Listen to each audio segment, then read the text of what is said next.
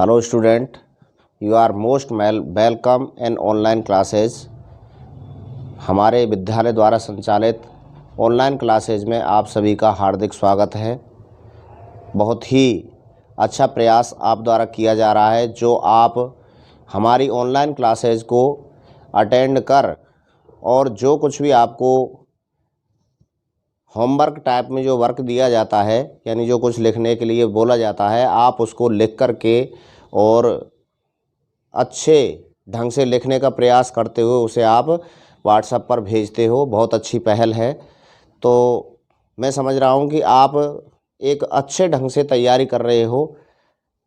इस समय में अभी विद्यालय खुलने में समय लग रहा है, तो इस कारण जो बच्चे ऑनलाइन क्लासेज ले रहे हैं और जो कुछ भी वर्क उन्हें दिया जा रहा है उसकी बहुत अच्छे ढंग से तैयारी करके और उस वर्क को पूरा कर रहे हैं, वे सभी बच्चे बहुत बहुत धन्यवाद के पात्र हैं। और जब तक विद्यालय नहीं खुलते हैं तब तक आप इसी प्रकार से ऑनलाइन क्लासेज अटेंड कर और अपनी पढ़ाई को नियमित रूप से सुचारू रखें। और जो कुछ भी क्लासेज के अंतर्गत आपको पढ़ाया जाता है उसका आप घर पर रिवीजन अवश्य करें। जितना आप रिवीजन करोगे, जितनी अधिक आप प्रैक्टिस करोगे, उतनी अधिक आपकी समझ में अच्छे ढंग से आएगा।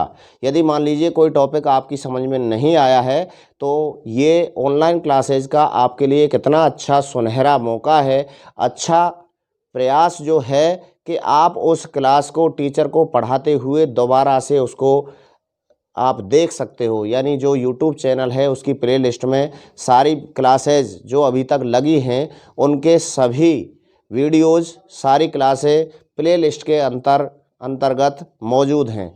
आपसे कोई भी क्लास छूट गई हो या आपने उसे अटेंड नहीं किया हो, उस वीडियो को नहीं देखा हो, तो आप बड़े आसानी के साथ उस वीडियो को, आप उस क्लास को दोबारा से अटेंड कर सकते हो। और आपकी समझ में नहीं आया है तो भी आप उस क्लास को दोबारा देख करके रिपीट कर सकते हो, जिससे आपकी समझ में भी आ जाएगा और आपकी प्रैक्टिस भी हो जाएगी। तो हमारा जो टॉपिक चल रहा है इंग्लिश ग्रामर के अंतर्गत वह है बच्चों ईमेल राइटिंग। जो मैंने आपको बताया था कि लेटर्स का ही एक पार्ट है। जो लेटर मैंने आपको बताए थे दो प्रकार के होते हैं, एक तो इनफॉर्मल लेटर और दूसरे फॉर्मल लेटर्स। अनौपचारिक पत्र जो अपने सगे संबंधियों, मित्रों, दोस्तों या पारिवारिक जो सदस्य होते हैं उनके लिए जो लिखे जाते हैं वो इनफॉर्मल लेटर्स यानी अनौपचारिक पत्रों के अंतर्गत आते हैं। और दूसरे मैंने बताए थे फॉर्मल लेटर्स, जो किसी भी विभाग से संबंधित जो पत्र लिखे जाते हैं वो हमारे फॉर्मल लेटर्स के अंतर्गत आते हैं। तो बच्चों फॉर्मल लेटर्स के अंतर्गत ही मैंने आपको बताया था कि भाई ईमेल का पार्ट एक लेटर का हिस्सा है कि अपने संदेश को बहुत ही तेज़ स्पीड से भेजने के लिए या जल्दी पहुंचाने के लिए हम ईमेल यानी इलेक्ट्रॉनिक मेल, विद्युत संदेश के नाम से जिसे जाना जाता है, का सहारा लेते हैं, का प्रयोग करते हैं। तो इसमें भी जिस प्रकार से लेटर्स के दो पार्ट्स थे, पहला था इनफॉर्मल लेटर, अनौपचारिक पत्र अपने सगे संबंधियों के लिए जो लिखे जाते थे, और दूसरा था फॉर्मल लेटर्स। इसी प्रकार से ईमेल के भी दो पार्ट्स हैं। यदि हमें अपने किसी मित्र के लिए ईमेल भेजना है तो वो इनफॉर्मल ईमेल के अंतर्गत आता है। और इनफॉर्मल आप जानते हो कि इनफॉर्मल में और फॉर्मल में क्या अंतर होता है।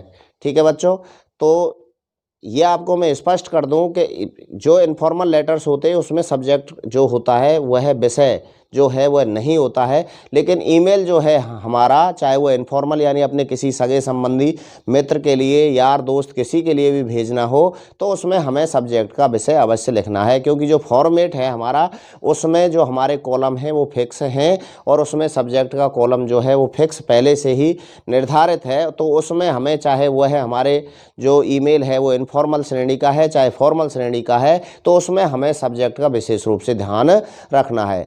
तो बच्चों अपनी ग्रामर की कड़ी को आगे बढ़ाते हुए जो अपना टॉपिक चल रहा है ईमेल राइटिंग, ठीक है बच्चों, तो उसमें मैं आपको आज और नए जो ईमेल हैं उनको मैं आपको बता रहा हूं।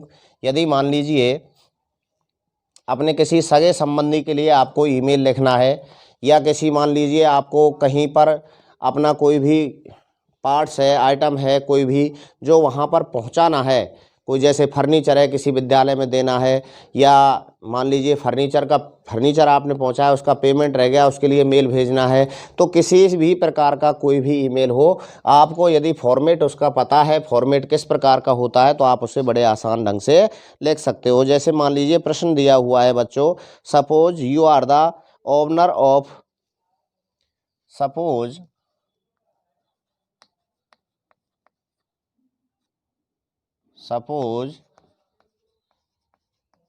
you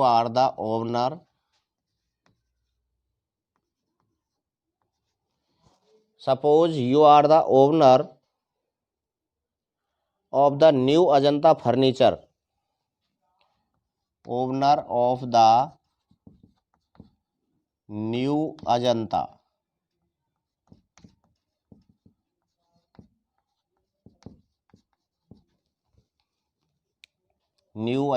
furniture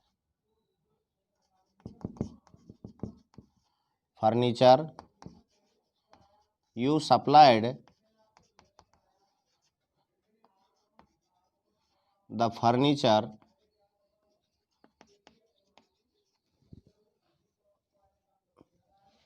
for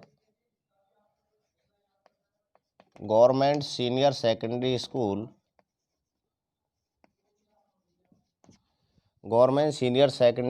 Nadbai, but you did not receive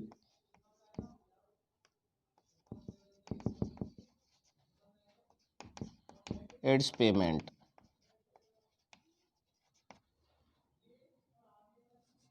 So write an email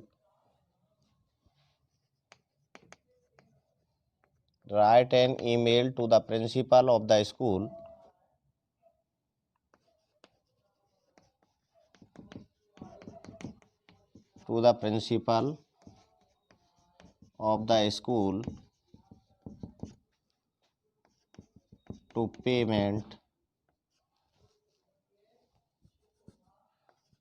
to send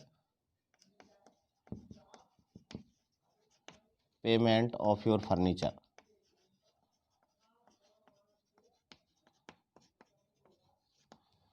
furniture. Email address is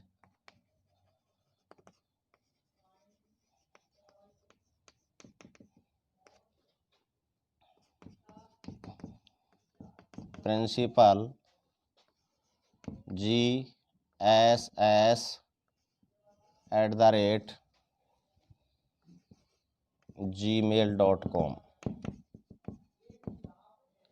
ठीक है बच्चों, ये प्रश्न दिया हुआ है, क्या है इसमें, अब हमें पता लग गया। Suppose you are the owner of the new Ajanta furniture, new Ajanta furniture के आप क्या हो, मालिक हो। You supplied the furniture for government senior secondary school Nadbai के गवर्नमेंट सीनियर सेकेंडरी स्कूल में आपने फर्नीचर को सप्लाई किया था। You did not receive its payment,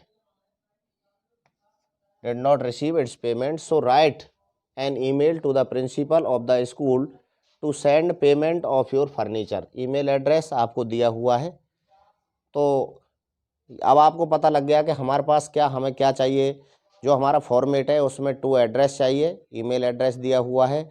उसके बाद हमें सब्जेक्ट के लिए चाहिए, सब्जेक्ट भी दिया हुआ है, किस विषय में हमें ईमेल लिखना है। और अगला है क्या है, टेक्स्ट या मैसेज, जो हमें अपने हिसाब से जिस प्रकार से हम फॉर्मल लेटर लिखते हैं उसी प्रकार से हमें इसको लिखना है। तो देखिए बच्चों, सबसे पहली बात हुई किसकी, फॉर्मेट की। तो सबसे पहले तो फॉर्मेट,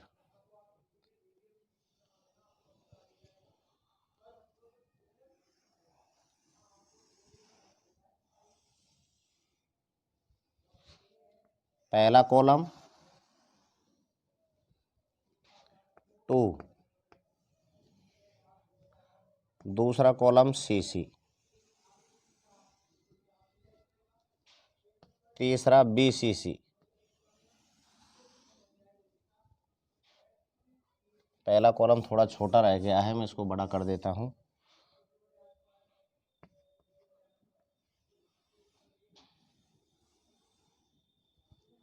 अगला है अपना सब्जेक्ट,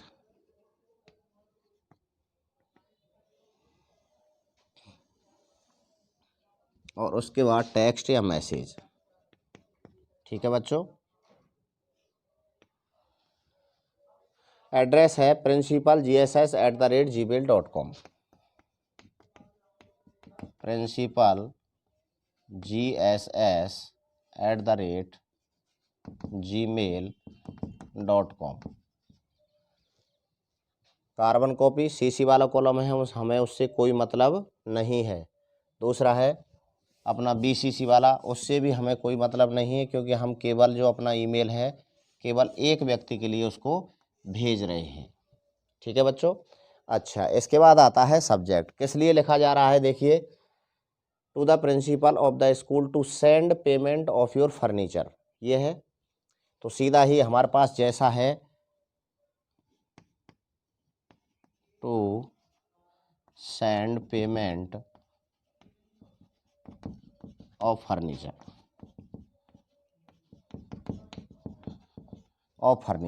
ठीक है बच्चों, यहाँ तक हो गया।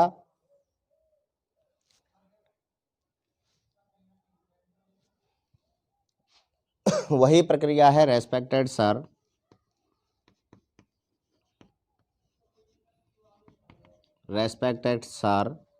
क्या है, क्या नहीं हुआ है, पेमेंट नहीं हुआ है।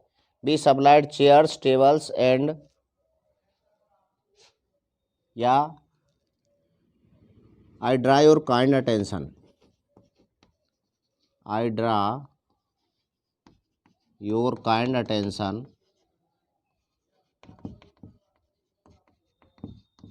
draw your kind attention that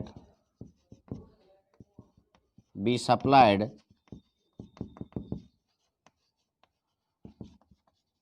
the chairs and tables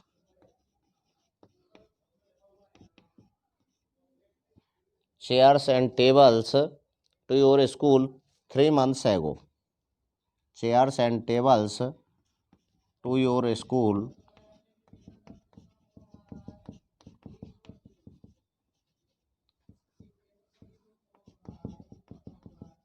3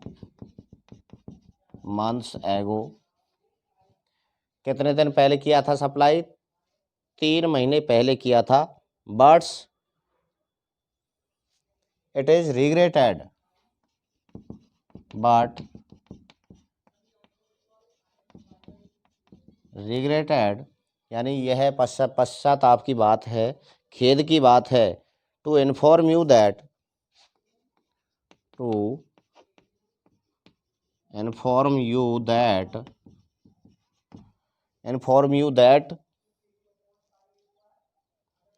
the payment of the furniture is still standing due. The payment of the furniture, that the payment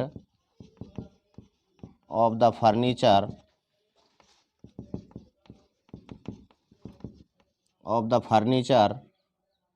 is still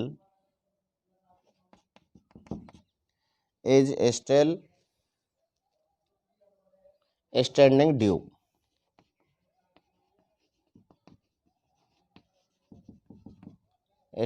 due। Maybe it has, except from your knowledge, we request you to remit us the sum of the bill standing against you at your earliest। समझ गए बच्चों? Maybe it has escaped from your, maybe it has escaped from your knowledge,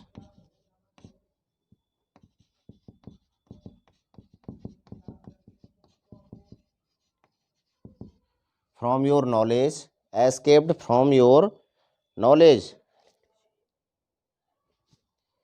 We request you to remit us,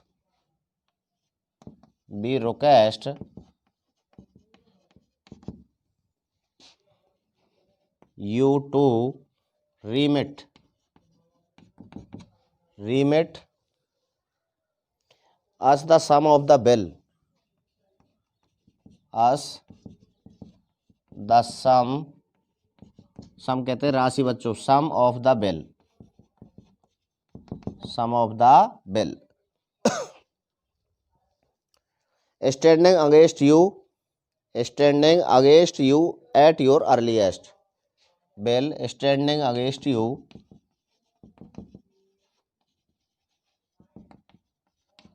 against you, standing against you at your earliest,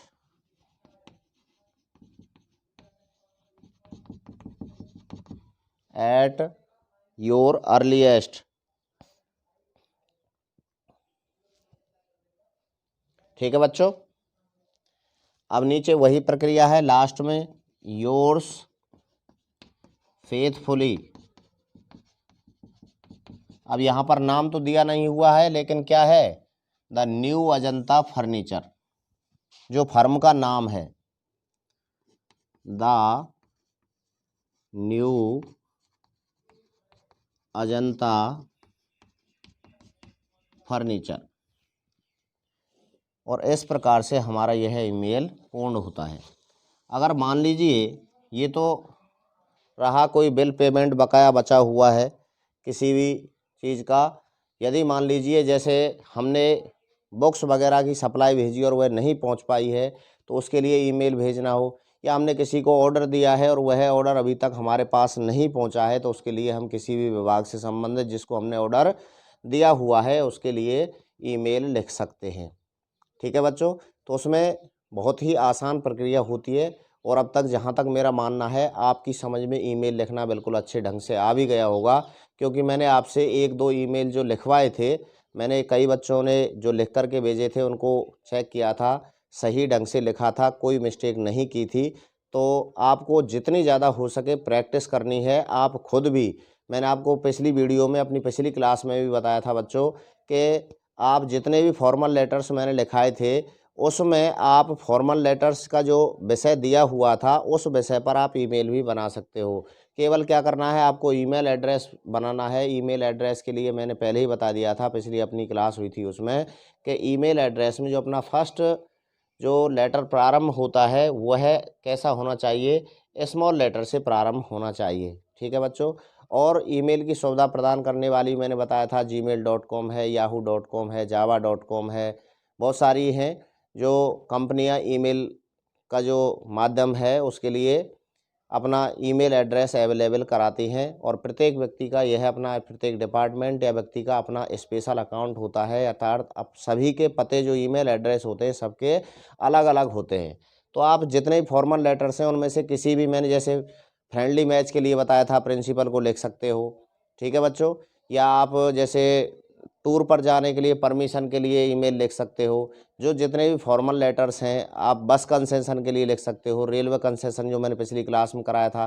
तो इसका मतलब ये हुआ कि आप किसी भी, जो जितने भी फॉर्मल लेटर्स आपको लिखाए गए हैं उनमें से आप किसी भी लेटर्स में, और कितना परिवर्तन करके, कि लेटर, राइट ए लेटर, तो उसकी जगह पे आपको क्या लिखना है, राइट एन ईमेल टू जिसके लिए लिखवाया गया है, और सब्जेक्ट है उसको बदलना है, और एक आपको ईमेल एड्रेस स्वयं को बनाना है कि ईमेल एड्रेस किस प्रकार से आप प्रैक्टिस कर सकते हो। ठीक है बच्चों, और जैसे मैं एक आपको अब इनफॉर्मल जो ईमेल है वो बताता हूँ। जैसे अपने किसी मित्र के लिए लिखना हो या किसी सगे संबंधी के लिए लिखना हो तो आप उसकी भी प्रैक्टिस घर पर कर सकते हो। तो यह आपने अपनी को नोटबुक में शायद नोट कर लिया होगा, मैं इसको यहाँ से अब हटा देता हूँ।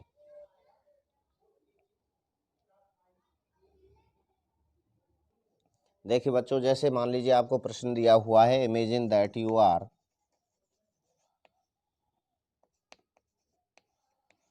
Imagine that you are Anuj, write an email, write an email to your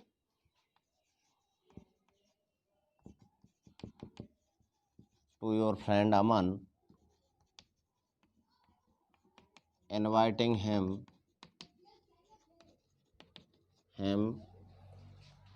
in your sister's marriage.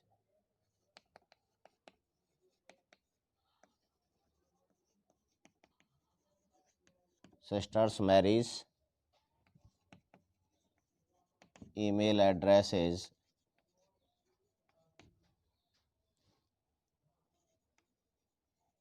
Aman 1990@gmail.com। जैसे मान लीजिए दिया हुआ है, ठीक है बच्चों। अब वही प्रक्रिया है कि अब इसमें क्या है, ये अपने सगे संबंधी, यार दोस्त, जो अपने रिश्तेदार वगैरह हैं, मित्र हैं, दोस्त हैं, उनके लिए हमें लिखना है। लेकिन सेम जिस प्रकार से हमने इनफॉर्मल लेटर को लिखा था वही प्रक्रिया अपनानी है। केवल अंतर क्या है कि इनफॉर्मल जो लेटर हमने लिखे थे उसमें हम सब्जेक्ट नहीं लिखते थे, ठीक है बच्चों। लेकिन जो हमारा ईमेल लिखने का पैटर्न है उसमें जो कॉलम फिक्स पहले से बनाए हुए हैं उसमें क्या है, पहला जो कॉलम है वो एड्रेस के लिए है, दूसरा कार्बन कॉपी के लिए है और तीसरा BCC के लिए है। अगर मान लीजिए एक मैं इसमें और बता दूं, राइट, ये है, imagine that you are Anuj, write an email to your friend Aman and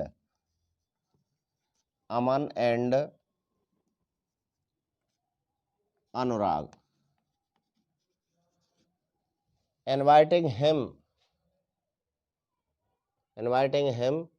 in your sister's marriage, inviting him in your sister's marriage, email address is aman1990@gmail.com और दूसरा है अनुराग k@gmail.com। अब यहाँ पर क्या है, मैंने इसमें एक और जोड़ दिया है, क्या है, ईमेल लिखना है to your friend Aman and Anurag, Aman के लिए और अनुराग के लिए। तो यहाँ पर क्या हुआ, एक ही ईमेल हमें दो व्यक्तियों के लिए भेजना है, ठीक है बच्चों, ये आप जानते हो। तो पहले तो सबसे पहली बात है अपना जो फॉर्मेट है, सबसे पहले तो फॉर्मेट,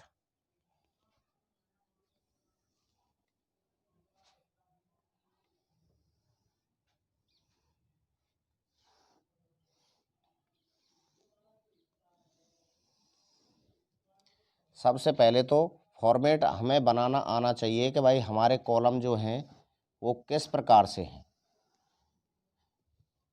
पहला कॉलम हो गया,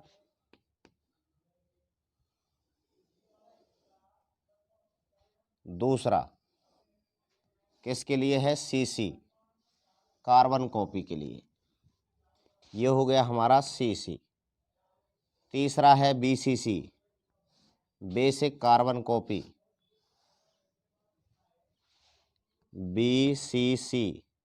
चौथा है हमारा सब्जेक्ट के लिए, किसके लिए है बच्चों, सब्जेक्ट के लिए। ये यहाँ तक हो गए और अगला है हमारा जो पांचवा कॉलम है वो टेक्स्ट यानी मैसेज के लिए, ये हुआ सब्जेक्ट। सब्जेक्ट हो गया, थोड़ा सा आप बड़ा बना लेना ताकि इसमें आप पूरा लिख जाए या लिखा हुआ दिखाई दे। जैसे मैं इस लाइन को यहाँ तक खींच देता हूँ, ये है, तो यहाँ पर ये हुआ हमारा सब्जेक्ट, ठीक है बच्चों।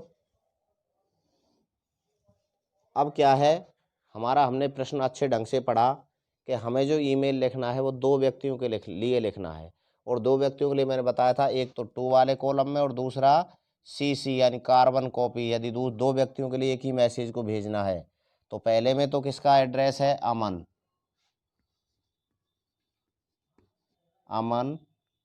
1990@gmail.com, एक एड्रेस हो गया। दूसरा CC पर यहाँ क्लिक करेंगे अर्थात सही का निशान लगाएंगे, और दूसरा एड्रेस है अनुराग के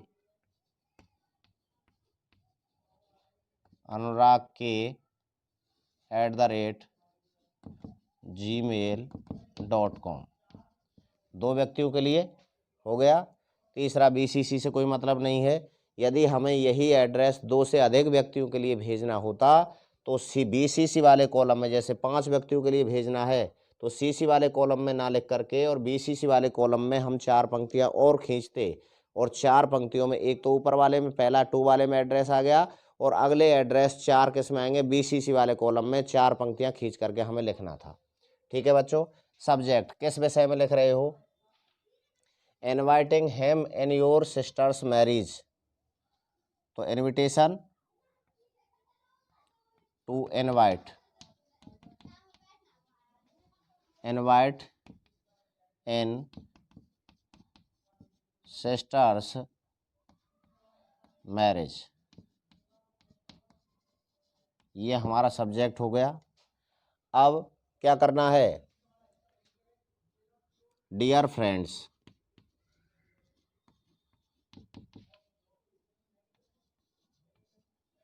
डियर फ्रेंड्स, वही जो इनफॉर्मल लेटर लिखा जाता है, I am very happy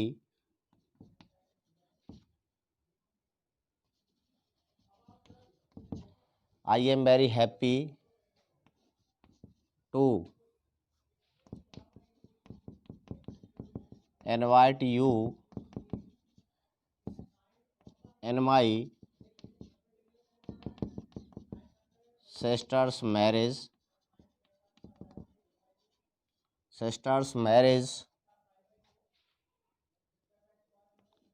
on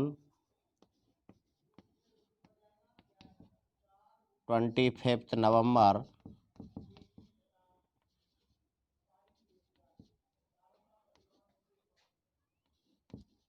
on Monday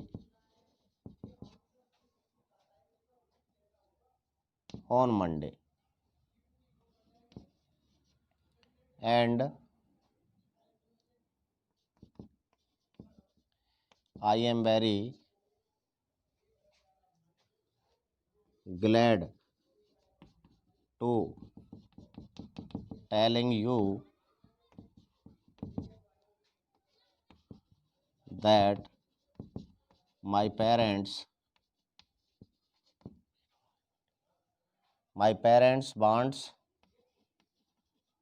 want to invite you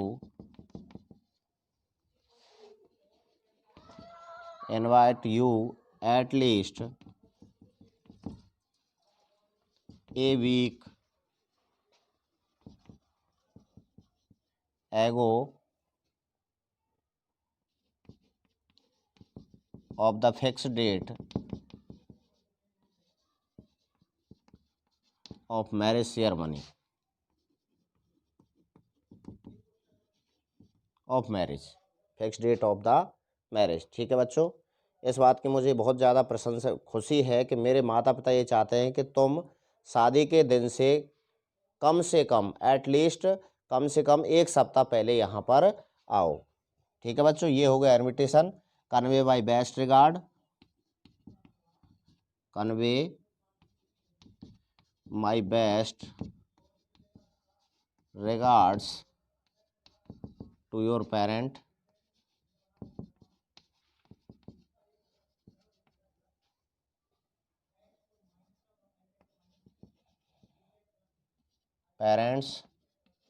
and love to children.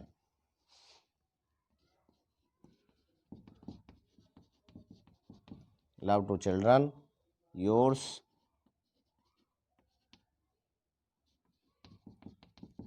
loving friend अनुज। ठीक है बच्चों, दिखाई दे रहा है नीचे तक, और ये हमारा फिर बक्से को, इसको कॉलम को खींच करके बिल्कुल बंद कर दिया जाता है। तो ये हुआ हमारा किसी भी यार, दोस्त, मित्र, सगे संबंधियों के लिए जो लिखना है, उसमें हमें क्या करना है, केवल अंतर यही है कि इनफॉर्मल जो लेटर होता है उसमें सब्जेक्ट नहीं लिखते हैं, लेकिन इनफॉर्मल जो ईमेल होता है किसी भी सगे संबंधी के लिए, यार दोस्त या मित्र के लिए, तो उसमें हमें सब्जेक्ट लिखना पड़ता है। तो यहाँ पर to invite in sister's marriage, और यहाँ पर लिख दिया जो अपना मैसेज था सीमित शब्दों के साथ, I am very happy to invite you in my sister's marriage on 25th November on Monday, and I am very glad to telling you that my parents want to invite you at least a week ago of the fixed date of marriage. Convey my best regard to your parents and love to children, yours loving friend Anuj. ठीक है बच्चों, तो आप इस हिसाब से, जैसे मान लीजिए अपने मित्र के बजाय यदि आप किसी बर्थडे पार्टी में किसी को इनवाइट करना चाहते हो, शादी के बजाय अपने मतलब मान लीजिए अंकल आंटी या अपने किसी और रिश्तेदार को, तो आप इस हिसाब से उस ईमेल को लिख सकते हो। लेकिन आपको बशर्ते कि अपना फॉर्मेट वह अच्छे ढंग से याद रहना चाहिए कि जो फॉर्मेट में दिया हुआ है कि सब्जेक्ट वाला कॉलम है तो सब्जेक्ट हमें उसमें से लिखना है, और ये जो कॉलम है आपको पता है 2 वाला कॉलम है, एक यदि एक व्यक्ति के लिए भेजना है, CC वाला यदि 2 व्यक्तियों के लिए, और यदि हमें 2 से अधिक व्यक्तियों के लिए भेजना है तो उतनी पंक्ति खींच करके इसमें BCC वाले कॉलम में उनके सभी के पते लिख दिए जाएंगे। ठीक है बच्चों, तो अपनी पढ़ाई पर फोकस रखते हुए ऑनलाइन क्लासेस से जुड़े रहें, अपना अध्ययन अच्छे ढंग से घर पर रहकर करते रहें। थैंक यू, धन्यवाद।